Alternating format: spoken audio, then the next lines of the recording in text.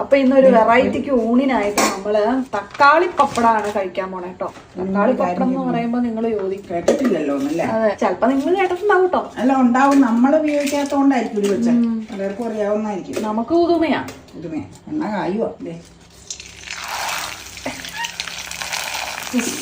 പിട്ടിന്ന് അമ്മ ഇടണ കയ്യിലേക്ക് ഉണ്ടാവും. ഞങ്ങൾ പപ്പട ഉപയോഗം കുറവാട്ടോ, സാധാരണ കുറവ്. നിങ്ങൾക്ക് അറിയാലോ. പിന്നെ ഈ കഞ്ഞിക്കൊക്കെ ചിലപ്പോൾ ചുട്ട് തേങ്ങയിട്ടെടുക്കും. പിന്നെ പുട്ടും കടലയും അല്ലെങ്കിൽ പുട്ടും പയറും ഉണ്ടാക്കുമ്പോൾ പപ്പട ഇരിപ്പുണ്ടെങ്കിൽ കാച്ചിയോ ചുട്ടോ ഞങ്ങൾ എടുക്കാറുണ്ട്. നിങ്ങളുടെ വീഡിയോയിൽ കാണിക്കാറുണ്ട്. പിന്നെ സാമ്പാറുണ്ടെങ്കിൽ എനിക്ക് പപ്പട ഇഷ്ടാട്ടോ, മിക്കവാറും അങ്ങനെ ഉണ്ടാക്കാറുണ്ട്.